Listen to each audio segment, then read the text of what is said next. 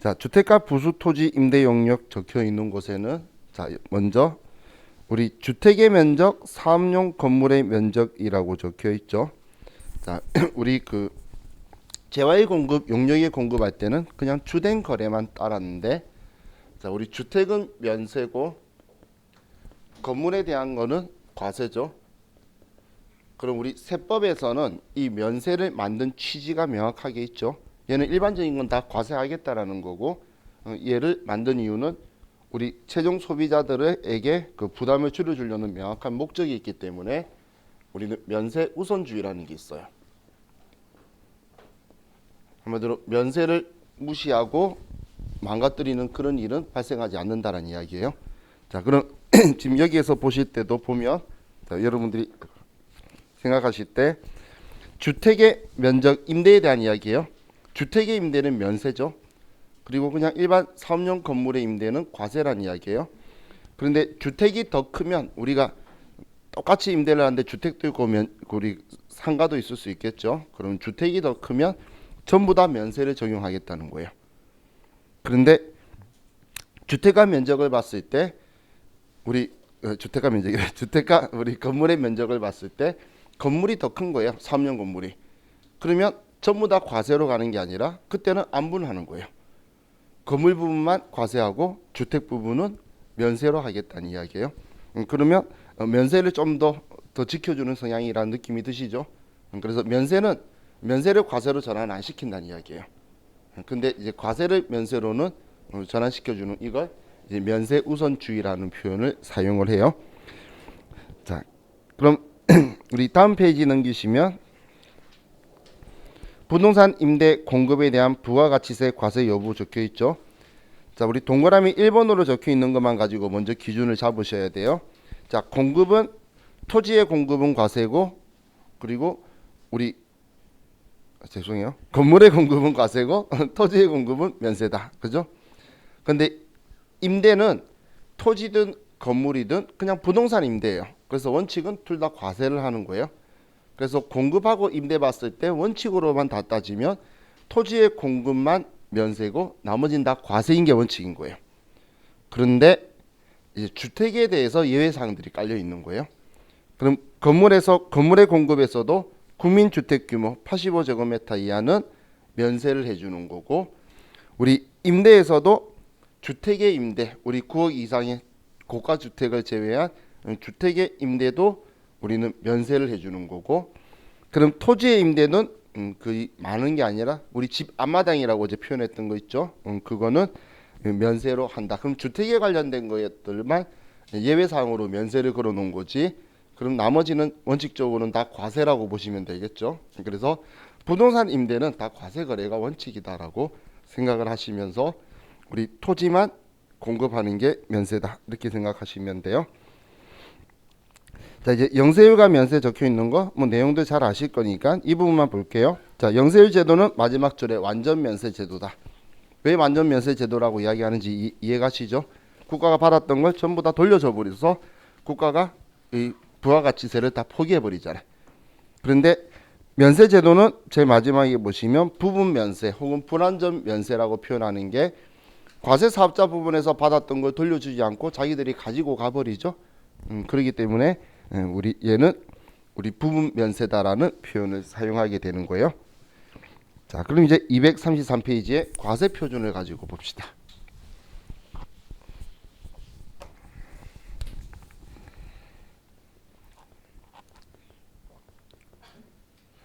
자, 이 과세 표준이라는 건 모든 세법에서 다 사용을 하는 거예요. 세법은 세금을 부과하려고 하는 거잖아요. 그럼 그 세법마다 부과하려는 세율이 다르겠죠.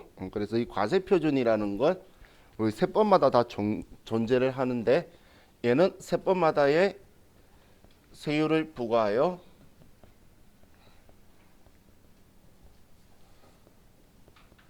세액을 산출하는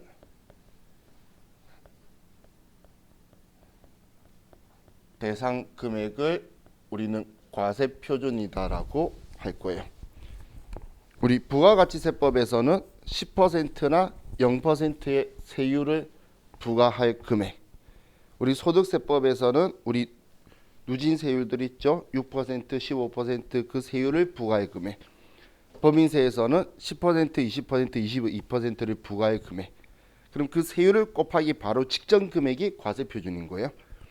그럼 이 과세표준은 우리 부가가치세법에서는 지금 우리 부가가치세 하는 거니까 일반 과세자 기준에서는 부가가치세법에서는 이 과세표준이 공급가액을 과세표준이라고 하는 거예요. 공급가액. 우리 공급가액에 10%나 0% 곱해서 세액이 나오죠. 10%다, 일반과세다, 0%다. 그래서 표현을 할 때 공급가액이라는 표현을 쓸 때도 있고 과세표준이라는 표현을 쓸 때도 있고 두 개를 섞었어요. 부가세법은. 자, 예를 들면 우리 매매출 전표 다들 본 적 있죠? 본 적 없으신 분은 지금 여기 있으면 안 돼요. 그럼 매매출 전표 본 적이 있죠? 그럼 매매출 전표 위에 상단부에 쓰는 내용들은 세금 계산서 필요적 기재 사항들을 쓰게 되어 있어요. 근데 거기에 보면 공급가액 적혀 있죠. 세액하고. 그럼 그 공급가액이 부가가치세의 과세표준을 쓰라는 칸인 거예요. 그래서 지금 우리 이 과세표준 공부하는 이유는 그냥 부가세 신고서에 적힐 금액인데 매매출 전표에 우리가 그 공급가액에 쓸 금액을 공부하려고 이걸 과거부터 공부했던 거예요. 그럼 이 공부한 걸 가지고 우리 어제 공급시기라고 적은 날짜를 매매출 전표에 쓰고 과세표준으로 공부한 금액을 매매출 전표에 써서 부가세 신고서에도 반영되고 부속 서류에도 그 금액이 들어가야 되는 거예요. 자, 그럼 이 과세표준은 일반적으로는 당연히 공급가액인데 간이과세자의 경우에는 이제 공급가액과 세액을 별도로 구분하는 것도 힘들 거예요. 예를 들어서 시골의 구멍가게 할머니한테 새우깡 사면서 이거 공급가액이 얼마예요라고 말하면 알기가 힘들 뿐더러 만약에 그 말이 무슨 말인지 알아도 나한테 가라고 할 거예요. 그죠? 그건 그런 의미가 없다는 거예요. 그분들은 계산 자체를 그렇게 안 하기 때문에. 그런데 그 외 일반 과세자는 여러분들이 얼마짜리 물건을 사든 간에 카드를 끌고 보면 다 보이죠? 공급가액과 세액을 별도로 구분을 해야지만 돼요. 그래서 이 공급가액이 항상 과세거래에는 따로 과세표준으로 등장을 해야 된다라고 보시면 돼요. 자, 그럼 우리 일반적인 기준이라고 교재에 적혀 있는 것 보면 자, 당연히 이 과세표준은 공급가액인데 공급가액은 부가가치세를 포함하지 않는 금액이다. 당연한 이야기죠. 부가가치세에 또 부과해가지고 또 부가세 나오고 그런 순환 논리겠죠. 자, 하지만 적혀 있는 거 왜 하지만 적었지 모르겠지만 개별 소비세부터 쭉 적혀 있는 세금 어제 제가 부가세라고 표현했던 거 얘네들도 과세표준에 원래 포함하는 거예요. 그러니까 얘네들한테도 10%나 0%를 부과할 거다는 이야기가 과세표준에 포함한다는 이야기죠. 자, 그럼 우리가 금전으로 돈을 받는 경우에는 당연히 얼마에 팔았어 라고 말하면 판 금액을 우리는 과세표준으로 해서 세금계산서를 반영해 주거나 하겠죠. 그런데 우리가 금전 말고 다른 걸로 물건을 받게 되면 우리 세법은 우리의 사정을 봐주는 게 아니라 그냥 시가로 처리를 할 거예요. 시가. 그래서 시가를 보게 되는데 부당하게 우리 무상 또는 부당하게 낮은 대가를 받았다라고 적혀 있죠. 근데 특징이 첫 번째 줄에 적혀 있는 게 사업자가 그와 특수관계에 있는 자와 특수관계에 있는 자하고 하는 거는 믿음이 단 1도 없다라고 했죠. 읽을 필요 없어요. 오른쪽 보면 전부 다 시가잖아. 낮든 높든 그냥 시가로 갈 거다라고 생각하시면 돼요. 특수관계자이기 때문에 그런 거예요. 자, 다음 페이지 넘길게요. 자, 그럼 거래 형태별 과세 표준이라고 적혀 있죠. 자, 우리 일반적으로 물건 팔았다고 하는 것들, 뭐 외상이든 돈을 받았던 이렇게 팔았다고 할 때는 당연히 전액을 세금계산서 발행해 줄 거예요. 내가 1,000만 원치 물건 팔았으면 1,000만 원짜리 발행해 주면서 1,100만 원 받아야지. 그죠? 그럼 일반적으로는 그 총액을 알 건데 할부 판매 적혀 있는 건 단기 할부 판매라 그랬죠. 그럼 단기 할부 판매도 전액을 발행해서 줄 거예요. 하지만 아래 장기 할부 판매. 자, 우리 장기 할부 판매 그 공급 시기가 표현할 때 대가의 각 부분을 받기로 한 때 계약서에 며칠 날 받기로 한 날에 그날마다 공급 시기라 그랬잖아. 그럼 그 시기마다 신고를 할 거니까 그날에 받기로 한 금액만 과세 표준이 되는 거예요. 그걸 다른 말로 하는 게 계약에 따라 받기로 한 대가의 각 부분, 계약서에 적혀 있는 대로 그날에 받기로 했으면 그날의 공급식이고 그 금액이 과세 표준으로 세무계산서 발행해 주는 거예요. 그냥 쉽게 생각하면 이렇게 생각하시면 되겠죠. 자, 3,600만 원짜리 자동차를 내가 10개월 할부로 팔았어요. 그러면 첫 번째 1회차 때 그냥 3,600만 원짜리 세무계산서를 한번 발행해 주고 끝나는 거예요.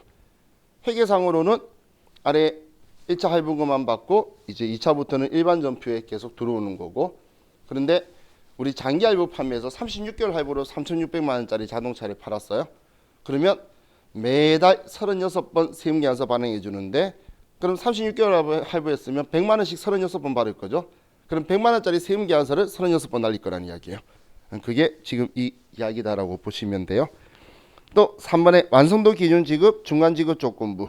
자, 이런 경우에도 우리가 발행할 때 계약서에 몇 퍼센트 완성하면 얼마 줄게라고 적혀 있을 거잖아요. 그럼 그 금액을 세무계산서 발행해 준다는 이야기예요. 당연한 거죠. 계약금 언제 얼마 줄게. 그럼 그 날짜에 그 금액만 발행해 줄 거다. 그 말을 계약에 따라 받기로 한 대가의 각 부분.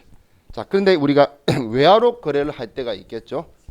그럼 외화로 거래를 하게 되면, 자, 우리 수출을 가지고 생각하시면 돼요. 수출의 공급 시기가 언제였죠?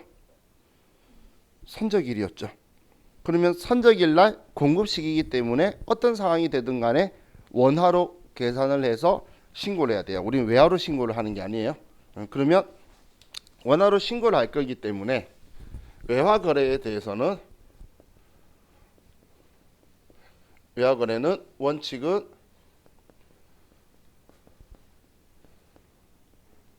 선적일 기준 환율을 사용할 거예요. 원칙은 선적일 기준 환율로 과세 표준을 신고하는 게 원칙이라는 거예요. 그런데 우리가 만약에 예외 사항이 선적일 이전 대가의 전부나 일부를 수령하여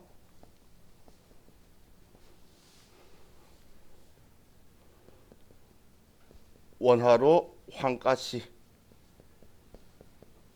환가를 하게 되면, 자, 이때는 환가한 부분은 환가의 기준 환율이 아니고 환가한 금액,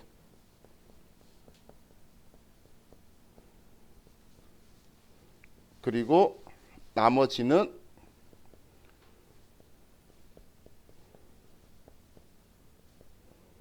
선적일 기준 환율을 써요. 뭐 전부 다 해버렸으면 전부 다 환가 금액이 될 거고. 자, 그럼 우리 너무 빨리 말하나요?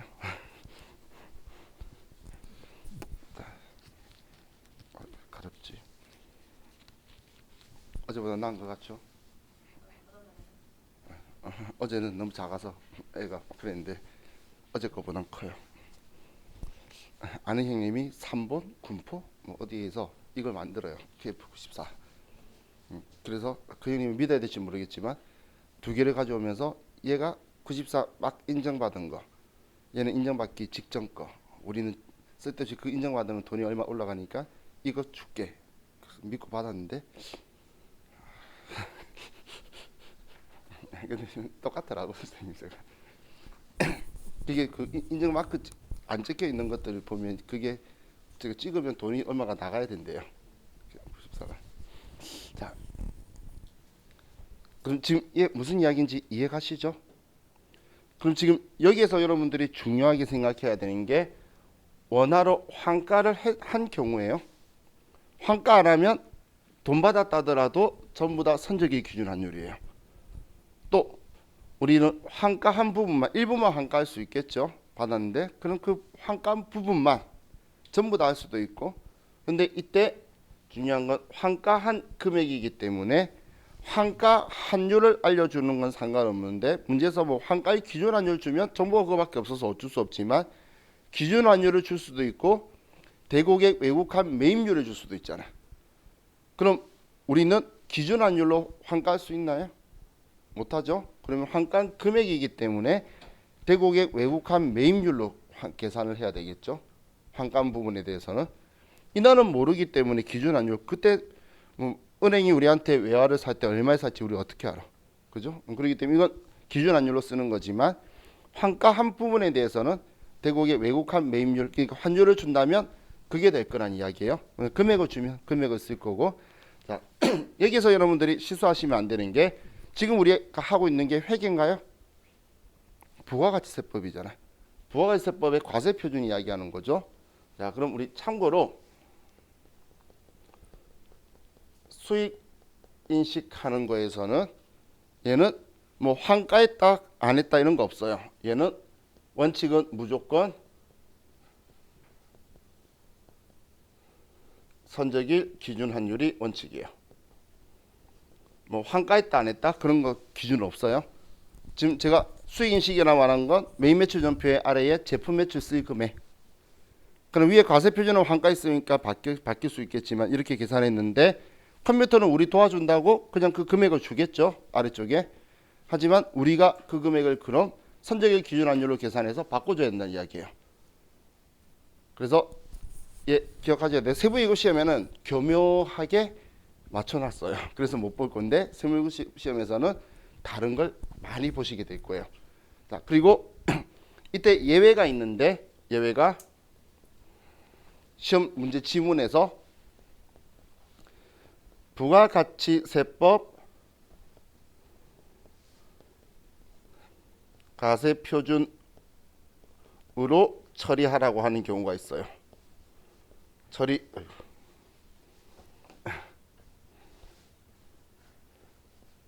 요구 시에는 과표로 쓸 거예요. 그냥 그대로 위에 적혀 있는 그대로 갈 거. 그래서 이런 지문은 세무위급에다 한 번씩 볼 수 있어요. 누가 딴지 걸 수 있는 자기들이 환율 계산 잘못했을 때 그대로 쓰라 하려고 할 거면 부가세법 공급가이나 과세표준과 회계상의 수익인식 혹은 제품 매출은 부가가치세법에 따른다. 이런 식으로 적어놓는 건 그냥 과세표준을 수익인식 처리하라는 건데 그거는 그런 말이 있을 때만 허용되는 거예요. 그런 말이 아무 말이 없으면 우리 매매추전표 위 상단부는 부가가치세 아래 하단부는 우리 일반 전표잖아요. 재무회계. 그렇기 때문에 이 규정을 다르게 보셔야 돼요. 그럼 우리 하나만 더 생각해 볼게요. 계약금 받았어요. 환가를 했든 안 했든 계약금 받았으면 장부에 기록하겠죠. 그럼 그 장부에는 환가 안 했으면 계약금 받은 날 기준 환율로 장부에는 무조건 적혀 있을 거라는 거예요. 그 말 이해가시죠? 그렇기 때문에 계약금을 받은 적이 있으면 메인 매출 전표에는 계약금 받은 날과 오늘 선적일의 환율이 다르면 무조건 외환차익 외환차손이 나와야 돼요. 그럴 수밖에 없는 분계예요. 그래서 환가 했다 안 했다 이런 거 상관없이 계약금 받은 날이랑 환율이 틀리면 선적일 환율이 틀리면 어떤 분계든 간에 외환차익 외환차손은 나올 수밖에 없는 거예요. 그래서 이거 다 보다가 나중에 세무이급 문제를 보면 와 얘네들 정말 교묘하게 빠져나갔구나. 심지어는 계약금 받는 문제가 나오는데 뭔가 틀린 것처럼 하는데 환율이 그날이랑 똑같아요. 그렇게 해서 우리한테 메인 매출 전표에서 외환차익 외환차손이 안 나오도록 철저하게 만들어 놓다가 세무 1급 때 뒤통수를 빵 쳐요. 얘네들은 무조건 튀어나와요. 웬만하면. 그렇기 때문에 아예 둘이를 따로 생각하시는 게 제일 좋겠죠. 자, 이게 우리 외화에 대한 이야기이고,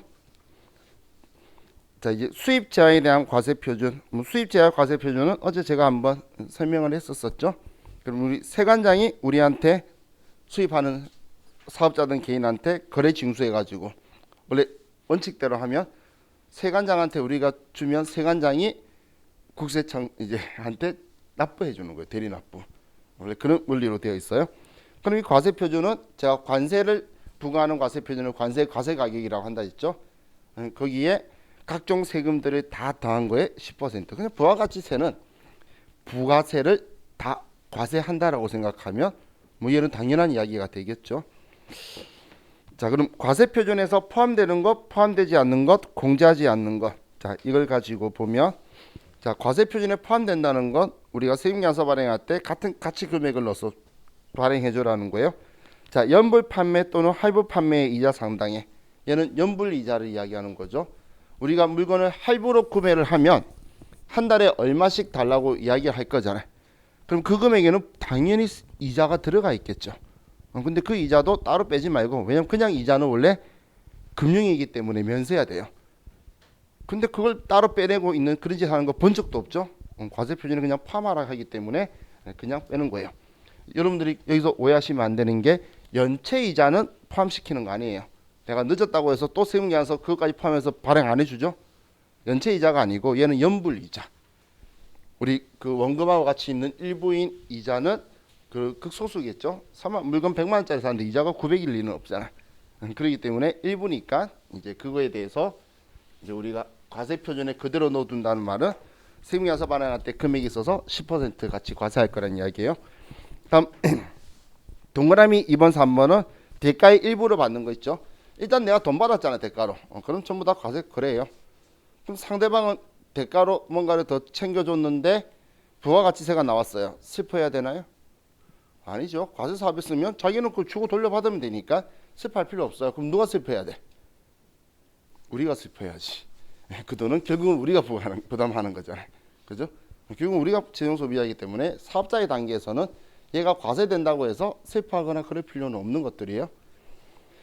자, 그리고 아래 뭐 각종 세금들 또 부가세들이 적어놨네요. 자, 그럼 과세 표준에 포함되지 않는 것 당연한 이야기들이죠. 부가가치세. 부가가치세 또 부가세를 부과하는 건 말이 안 되죠. 또 두 번째 매출 애누리 환입 할인. 자, 우리 여러분이 물건 샀는데 하자가 있어서 깎아주는 걸 애누리라고 하죠. 그럼 100만 원짜리 물건 샀는데 키스가 있어서 싫다고 반품하겠다 했더니 40만 원 깎아주겠대. 그러면 키스 있어도 쓸 수 있을 거잖아. 그럼 60만 원에 쓰려고 하는데 부가가치세는 10만 원 줘야 된대. 말이 안 되는 이야기죠. 그렇기 때문에 당연히 애누리나 할인은 과세 표준에 들어오지 않는 거예요. 다음 그 아래에 우리 공급받는 자에게 도달하기 전, 도달한 후는 끝난 거예요. 도달하기 전 파손, 훼손, 멸시된 것들 있죠. 여러분들 택배 시켰는데 물건 안 받았어. 물건값 줄 건가요? 그 물건값도 안 주는데 무슨 과세 표준에 넣어서 부가가치세 이야기하고 있어. 그죠? 당연한 이야기라고 제가 표현한 거예요. 그래서 자, 다음 그 4번에 재화 용역 공급에 직접 관련되지 아니하는 과세 거래하고 관련이 없는 국고보조금은 과세 표준에 들어올 필요 없다. 그 이야기예요. 다음 5번이 계약이나 지급 지연으로 인해서 계약에 대한 연체이자. 연체이자는 우리가 이걸 가지고 세금계산서를 더 발행해 주거나 이런 경우는 없다라는 이야기예요. 자, 예를 들면 이런 거예요. 할인이나 이런 것들이 발생했을 때는 우리 공급가입 변동으로 수정세금계산서를 발행을 해줘요.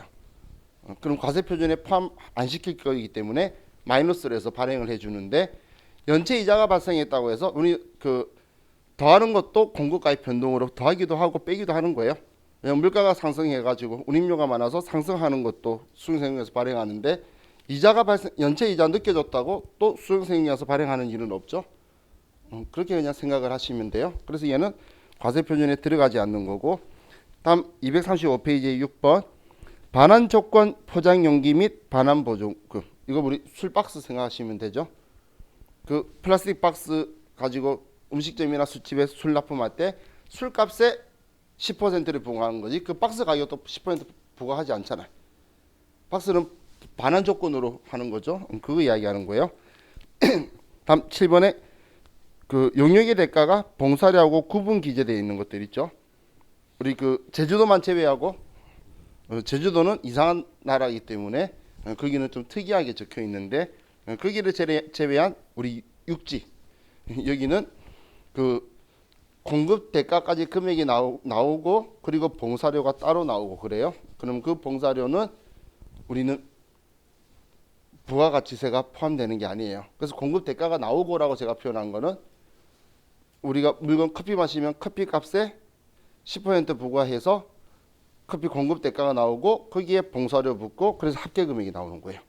그렇게 나오는 게 원칙인 거예요. 자, 다음 우리 공급 받는 자가 부담하는 거는 내가 부담하는 게 아니죠. 그러면 얘가 알아서 처리할 거니까 들어오지 않는다. 또 보험료, 수도요금, 공공요금들은 과세 표준에 포함 안 시킬 거예요. 자, 그리고 마일리지는 신경 쓰지 맙시다. 자, 다음 과세 표준에서 공제하지 않는 것.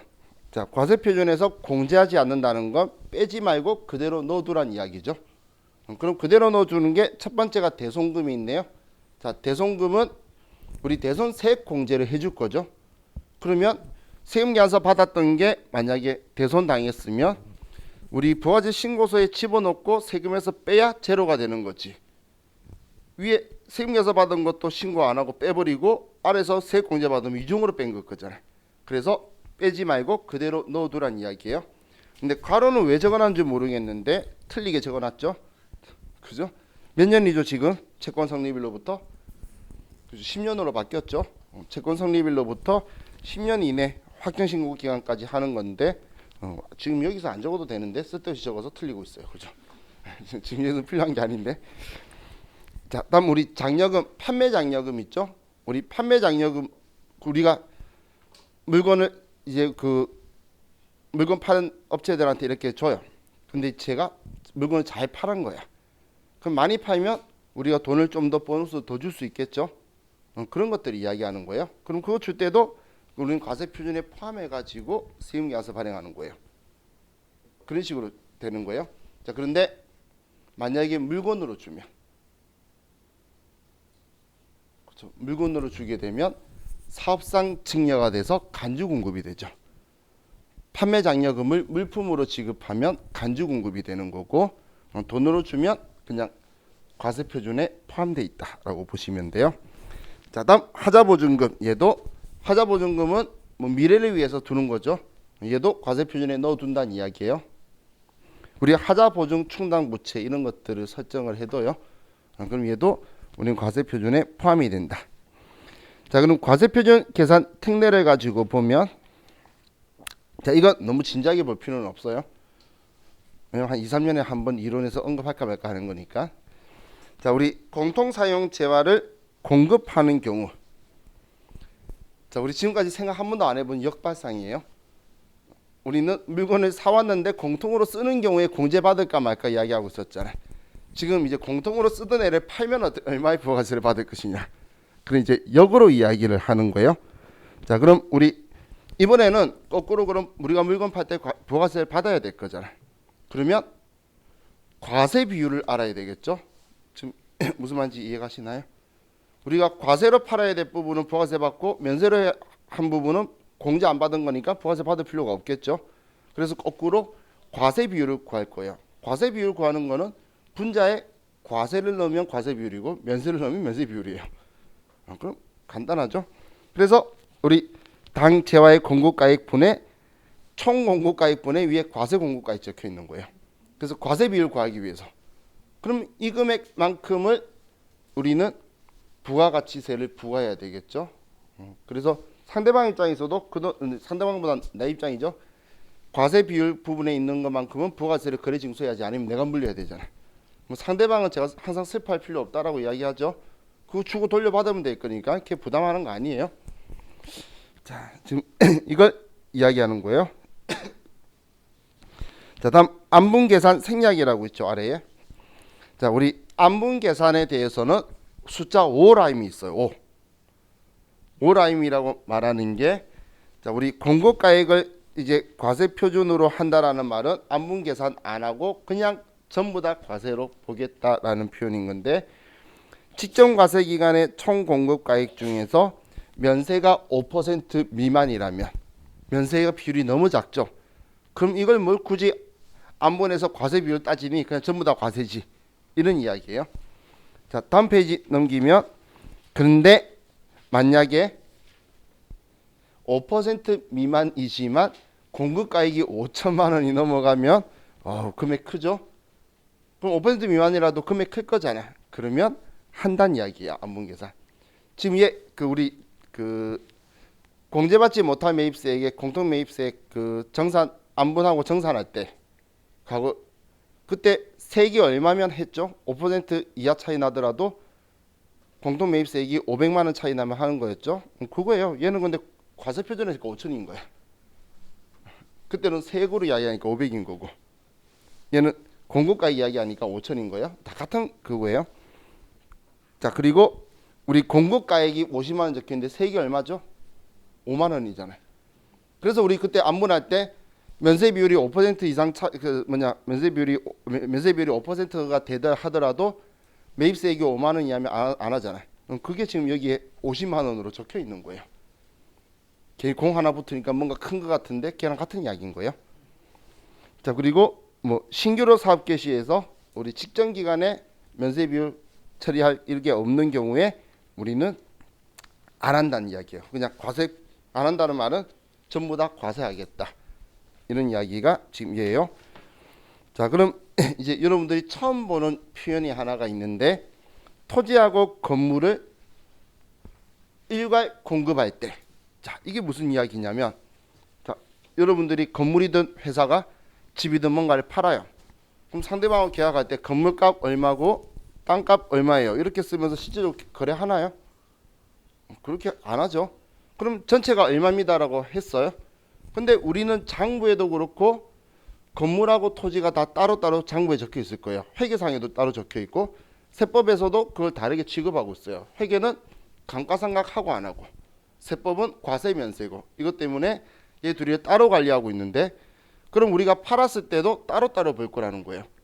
그럼 회계는 간단해요. 장부가 따지면 되는데, 그런데 세법은 그럼 얘를 어떤 기준으로 안분 나눠서, 건물 부분은 세금계산서 발행하면서 겸용사업자라고 하면 건물 부분은 세금계산서 발행하면서 부가가치세를 받고, 땅 부분은 계산서를 발행하면서 부가가치세를 안 받을 거냐, 그럼 우리한테 중요한 부분이죠.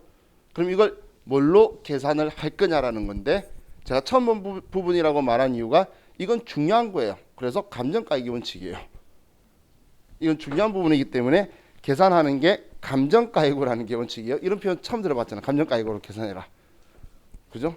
그래서 제가 처음 너무 또 심각하게 공부하라는 건 아니고, 제가 이 자체가 자주 나온 거 아니라 그랬잖아요. 근데 감정가액이 원칙인 거예요. 근데 감정가액이 없다면 이제 기준시가를 가지고 가는 거예요. 기준시가 쓴 적도 없는데 이제 드디어 기준시가 쓰는 애를 처음 봤죠. 기준시가가 우리 재산세, 부동산세 이런 거 부과하기 위한 과세 표준이에요. 근데 이걸 기준으로 해서, 왜냐하면 국가가 그걸로 세금 부과한 적이 있으니까 그래도 신빙성이 있잖아. 그러니까 이걸 가지고 국가도 그 기준시가 잡을 때 감정한 가격을 토대로 해가지고, 실거래가 믿어라 그러는데 자기들도 안 믿어요 사실. 그냥 가짜로 계약서 쓰고 띄워놓고서 계약 해지하고 뭐 이런 이상한 짓을 많이 하다 보니까 잘 안 하니까 이제 기준시가 뭐 이런 것들 따지는데, 이거 하고 안 되면 아래 다른 거 적힌데 신경 안 써도 돼요. 왜냐하면 이거 하고 나서 다시 돌아갈 거예요. 장부금이나 이런 걸로 안 보냈잖아. 그러면 못 믿잖아 아무도. 그래서 다시 나중에 재계산할 거예요, 기준시가로. 그렇기 때문에 그런 짓은 안 해요. 그죠? 아래 보시면 그 말이 그 이야기인 거예요. 이렇게 계산을 해요. 그럼 이건 굳이 설명할 필요 없는데, 얘 가지고 계산할 때에 기준시가 가지고 계산할 때, 자, 분모를 한번 보세요. 공과에게 건물의 기준시가가 있죠. 그리고 토지의 우리 공시지가가 있겠죠. 그러면 이거 가지고 건물 부분을 계산할 때 건물은 100분의 110을 한다는 건 공급 대가로 만들어서 더해서 분모에 집어넣는 거예요. 아, 이런 게 있구나 정도까지는 보세요. 자, 절대 집에서 복습하지 마세요. 이 부분은 아시겠죠? 자, 있으니까 궁금해할까봐 설명드리는 거지 시험에서 볼 일 없어요. 근데 여기에서 만약에 여러분 중에 CTA 공부나 아니면 세무공무원 공부할 거잖아. 그러면 나중에 이거 볼 거예요. 저도 그때 그런 거 학교에서 공부하면서 팠으니까 알고 있지, 살아가면서 쓴 적도 없고 이 수업하면서 한 적도 한 번도 없어요. 그러니까 제가 미래에 보면 아, 저 사람이 떠드는 게 이거구나 라는 느낌이 그때쯤 되면 들 거예요. 아니면 영원히 모르고 잊혀질 거예요. 이건 이런 게 있구나 정도까지만 생각하시면 돼요. 자, 다음 아래 겸용사업자의 세액계산 적혀 있는데 여기까지는 크게 신경 쓸 필요 없어요. 자, 그럼 이제 겸용주택 과세표준 오른쪽 237페이지 위에, 자, 보나마나 뻔한 그거겠죠. 면세 우선주의, 그죠? 면세 면적이 더 크면 다면세, 과세 면적이 더 크면 과세 면세 비율대로 안분. 그게 여기 아래에 적혀 있는 그 오른쪽 위에 있는 표의 그거예요. 자, 우리 간주 임대료는 우리 부동산 임대 공급가입명세에서 보면서 하면 되겠죠. 자, 그리고 아래 감가상각자산 자가 공급할 때 과세표준, 전에 감가체감률이라고 제가 이야기했던 거 기억나시죠? 그때 1과세 기간에 우리는 건물이나 구축물은 5%, 그 외 기타 자산은 25%죠. 그럼 우리 세법에서는 원래 이런 표현이 있어요. 세법에는 지금 이를 할 때 경과 과세 기간수 산정할 때 우리 계산 시작은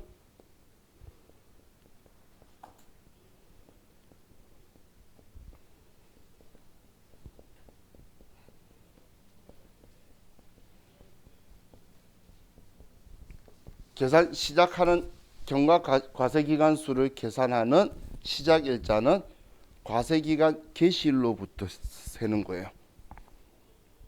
예를 들어서 지금 현재가 제가 예를 들게요. 지금 현재가 2021년 지금 1기 신고를 하려고 한다고 볼게요. 그런데 이 취득을 2016년 6월 30일 날 얘를 취득을 했어요. 그럼 몇 번 과세기간이 지났냐라고 할 때 얘를 계산을 할 때는 2016년 1월 1일 날 산 걸로 계산을 해서 시작할 거란 이야기예요. 계산을. 자, 지금 제가 이 말을 한 거는 법전에 그렇게 적혀 있다는 이야기고, 제 스타일대로 말하면 그냥 얘 계산할 때 과세기간 종료일 수를 세면 돼요. 그냥 6월 30일 하고 12월 31일이 몇 번 지났냐 보면 돼. 1월 1일부터 6월 30일까지 어차피 걔가 얘잖아. 그러니까 얘 수만 세면 돼요. 그럼 얘는 2016년 6월 30일, 12월 31일, 17년, 18년, 괜히 너무 멀리 갔네. 자, 그러면 얘 똑같이 6월 30일, 12월 31일 똑같이 그리고 올해 1기니까 얘 빼고 그러면 총 10번이네. 그럼 건물이면 50% 다 갔다. 이런 식으로 계산해 갈 거란 이야기예요. 그렇죠? 이게 그 우리 K랩에서는 취득 연 월 치면 알아서 10번이라고 나올 거잖아. 근데 스마트 A에서는 여러분이 직접 세는 거예요. 여러분 직접 세면 돼요. 저도 그 계산기를 철저하게 믿고 의존해서 쓰는 스타일이에요. 일할 때나 아니면 뭔가를 시험을 볼 때는. 그런데 얘는 계산기로 안 되죠. 그래서 정말 시험 볼 때 하나 둘 셋 세고 있어요. 전 정말 손가락 써요. 수업할 때도 한 번씩 보이실 거예요. 보시는 분들 손가락 이렇게 세고 있어요. 이상하게 이건 본 적 아무도 없을 건데 하다가 모질하잖아요. 그럼 옛날에 거꾸로 다시 감았다가 펴니까 꼬이길래 발가락도 써요. 아무도 모르겠죠. 혼자서 이제 엄지발가락 힘주고 막 하면서 까먹으니까. 그래서 10개 넘어가면 안 하려고 노력을 하는데 어쩔 수 없이 할 때가 있어요. 그래서 이건 직접 셀 수밖에 없는 건데 K랩에서는 그래도 그나마 이걸 하면 세주니까 좀 편하죠. 편하게 도와주는 그런 부분도 좀 있더라고요.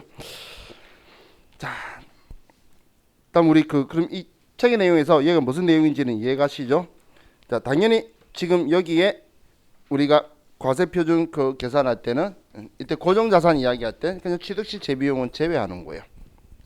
이 안분할 때는 감가상각 할 때 세법이 계산할 때도 회계만이 아니고 취득시 재비용까지 포함해서 계산하는데 이거 할 때 우리 다시 이제 안분해 가지고 간증공급 처리하고 할 때 재비용들을 제외하는 거고 그 아래 체감률 적혀 있는 거는 우리 앞에 이야기한 거고 이번에 비상각 자산은 해당 재화의 시가다. 이거 제가 그냥 우리 시험에 나올 건 그거밖에 없으니까 재고자산이라고 이야기했던 거예요. 재고자산은 시가로 과세표준 쓸 거라 그랬었죠. 기억나시죠? 시가 이야기. 자,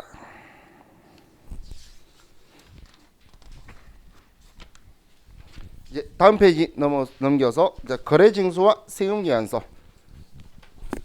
자, 거래징수는 제가 부가 가치세 하면서 오늘 여러분한테 바로 이야기했었죠.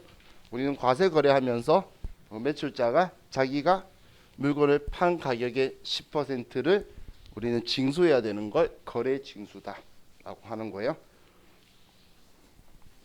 자, 그럼 세금계산서 있죠? 우리 책에 보니까 세금계산서 TI라고 적혀 있죠. 그래서 제가 텍스 인보이스라고 TI라고 주로 쓰는 거예요. 그럼 이 세금계산서는 지금은 전자니까 별로 느낌이 없는데 과거에는 종이 세금계산서를 이렇게 발행해 줄 때 그럼 물건을 보내요. 우리 회사가 팔면 그럼 그 제가 있었던 회사에도 제가 회계 담당자인데 제 옆에 박스가 입을 열린 상태로 쫙 깔려 있어요. 그러면 이제 제가 세금계산서 작성을 해서 거기 물건이 제일 잘 열었을 때 제일 잘 보이면서 칼로 뜯었을 때 칼이 베이지 않는 위치, 그 위치에 세금계산서 봉투를 딱 넣어요.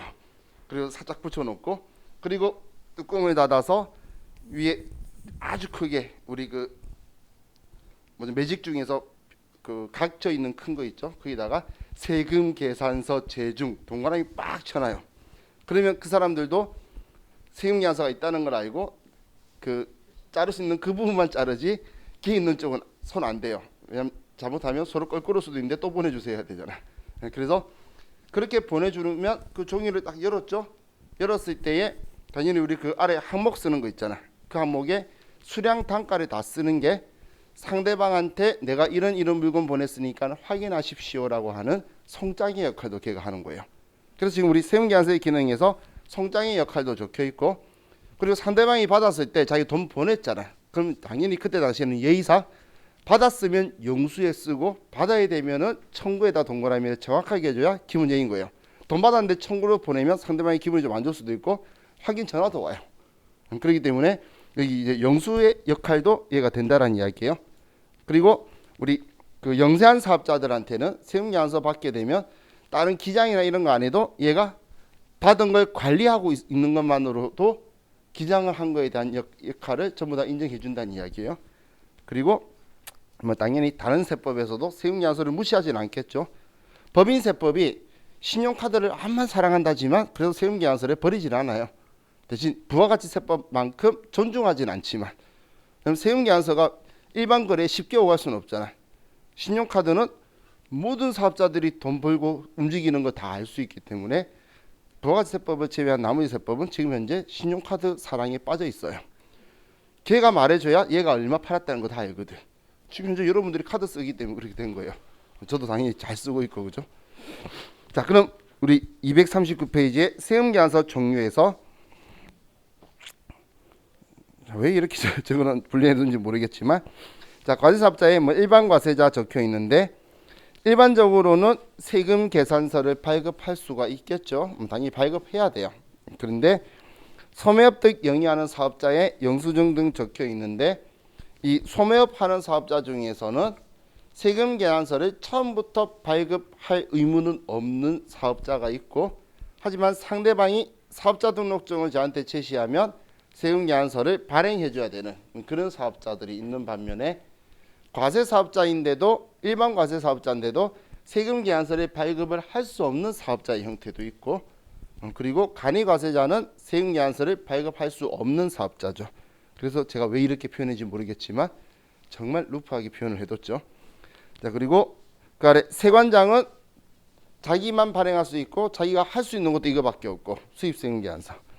그리고 면세사업자는 계산서, 뭐 영수증, 이건 그냥 정말 성의 없이 적어놨죠. 하지만 이 면세사업자의 적격증빙, 대표적인 적격증빙은 계산서예요. 계산서.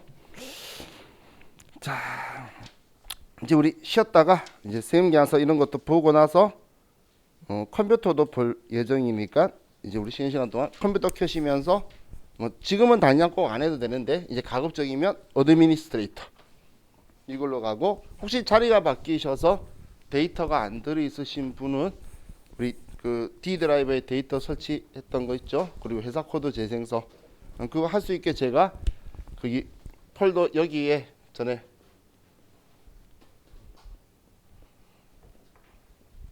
이걸로 하면 그 폴더에 C 드라이브 설치용, D 드라이브 설치용 있는데, C 드라이브는 저녁반, 그것도 주말반 있으니까 우리만 D 드라이브 쓰자고 제가 그 했던 파일 있죠. 만약에 데이터가 초기화됐으면 원래 홈페이지에서 다운받으시는 분은 파일 2개 받아야 돼요. 제가 그거 합쳐놓은 거예요. 그래서 거기에 있는 파일 다운받아서 본인 컴퓨터에 설치해서 회사 등록 가서 회사 코드 재생성해야 되죠. 되어 있으신 분은 손댈 필요 없고, 혹시 자리에 이제 안 되어 있으면 되어 있어야 우리가 편리하게 할 거니까 그것도 한번 봐주세요. 자, 우리 쉬었다가 하도록 합시다.